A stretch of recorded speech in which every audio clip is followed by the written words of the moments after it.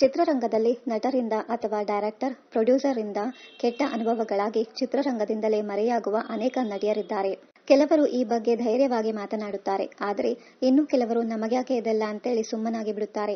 ಇದೀಗ ಬೆಳ್ಳಿತೆರೆ ಮತ್ತು ಕಿರುತೆರೆಯಲ್ಲಿ ಗುರುತಿಸಿಕೊಂಡಿರುವ ನಟಿ ಅಮೃತಾ ನಾಯ್ಡು ತಮಗಾದ ಕೆಟ್ಟ ಅನುಭವವೊಂದನ್ನ ಬಿಚ್ಚಿಟ್ಟಿದ್ದಾರೆ. ನಟಿ ಅಮೃತಾ ನಾಯ್ಡು ಸದ್ಯ ನಂದಗೋಕುಲ ಧಾರಾವಾಹಿಯಲ್ಲಿ ನಟಿಸುತ್ತಿದ್ದಾರೆ. ಇದ್ದಕ್ಕಿದ್ದಂತೆ ಸಿನಿಮಾಗಳಿಂದ ಮರೆಯಾಗಿದ್ದೇಕೆ ಎಂಬುದರ ಬಗ್ಗೆ ಮಾತನಾಡಿ, ಒಂದು ಟೈಮ್ನಲ್ಲಿ ಒಳ್ಳೊಳ್ಳೆ ಸಿನಿಮಾ ಆಫರ್ ಬರ್ತಿತ್ತು. ಮಾದೇಶ ಸಿನಿಮಾ ಶೂಟಿಂಗ್ನಲ್ಲಿ ಒಂದು ಕಹಿ ಘಟನೆಯನ್ನ ಎಕ್ಸ್ಪೀರಿಯನ್ಸ್ ಮಾಡ್ಬಿಟ್ಟೆ. ಈ ಸಿನಿಮಾದಲ್ಲಿ ನಾನು ಶಿವಣ್ಣ ಅವರ ತಂಗಿ ಪಾತ್ರವನ್ನ ಮಾಡುತ್ತಿದ್ದೆ. ಅವರು ನಮ್ಮನ್ನೆಲ್ಲ ತುಂಬಾ ಚೆನ್ನಾಗಿ ನೋಡಿಕೊಂಡರು. ಒಂದು ಸೆಟ್ನಲ್ಲಿ ಈ ಸಿನಿಮಾದ ಶೂಟಿಂಗ್ ಮಾಡಲಾಗುತ್ತಿತ್ತು. ಶೂಟಿಂಗ್ ಮುಗಿದ ನಂತರ ಅಲ್ಲಿಂದ ರೂಮ್ಗೆ ಹೋಗಿ ನಮ್ಮ ಲಗೇಜ್ಗಳನ್ನ ಎತ್ತುಕೊಂಡು ಹೊರಡಬೇಕಿತ್ತು. ನಮ್ಮ ಕೋ ಆರ್ಟಿಸ್ಟ್ಗಳು ಮತ್ತು ಟೆಕ್ನಿಷಿಯನ್ ಎಲ್ಲರೂ ಅಲ್ಲಿಂದ ಹೊರಟೆವು. ಆಗಲೇ ಒಂದು ಕಹಿ ಅನುಭವ ಆಯಿತು ಎಂದಿದ್ದಾರೆ ಅಮೃತಾ ನಾಯ್ಡು. ಚಿತ್ರೀಕರಣ ಸ್ಥಳದಿಂದ ರೂಮ್ಗೆ ಒಂದಷ್ಟು ಗಾಡಿಗಳು ಹೋಗುತ್ತಿತ್ತು. ಕೋಟೆ ಪ್ರಭಾಕರ್ ಮತ್ತು ಉಳಿದ ಕಲಾವಿದರೆಲ್ಲರೂ ಇನ್ನೊಂದು ಗಾಡಿಯಲ್ಲಿ ಇದ್ದರು. ಬೇರೆ ಕಾರಿನಲ್ಲಿ ನಟರೊಬ್ಬರು ಕೂತಿದ್ದರು. ಅವರ ಗಾಡಿಯಲ್ಲಿ ನಾನು ಕೂತುಕೊಂಡೆ. ಅವರು ಮುಂದೆ ಕೂತಿದ್ದರು. ನಾನು ಹಿಂದಿನ ಸೀಟ್ನಲ್ಲಿ ಕೂತಿದ್ದೆ. ಡ್ರೈವರ್ ಕೂಡ ಇದ್ದರು. ಕಾರು ಹೊರಟು ಸ್ವಲ್ಪ ಹೊತ್ತಿನಲ್ಲಿ ಗಾಡಿಯನ್ನ ನಿಲ್ಲಿಸಿ ಅವರು ಹಿಂದೆ ಬಂದು ಕೂತುಕೊಂಡರು. ಮುಂದೆ ಕೂತಿದ್ದವರು ಹಿಂದೆ ಬಂದಾಗ ನನಗೆ ಭಯ ಆಯಿತು.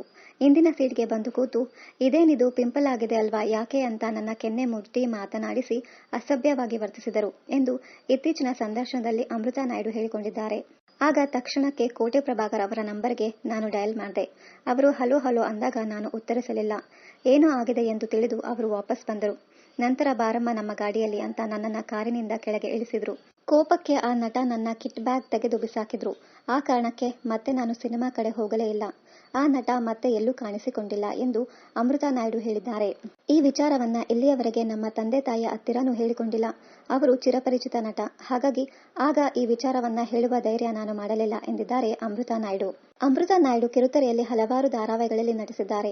ತಮ್ಮ ಮಗಳು ಸಮನ್ವಿ ಜೊತೆಗೆ ನಮ್ಮಮ್ಮ ಸೂಪರ್ ಸ್ಟಾರ್ ರಿಯಾಲಿಟಿ ಶೋನಲ್ಲಿ ಭಾಗವಹಿಸಿದ್ದರು. ಅವರ ಮಗಳು ಸಮನ್ವಿ ರಸ್ತೆ ಅಪಘಾತದಲ್ಲಿ ಸಾವನ್ನಪ್ಪಿದರು.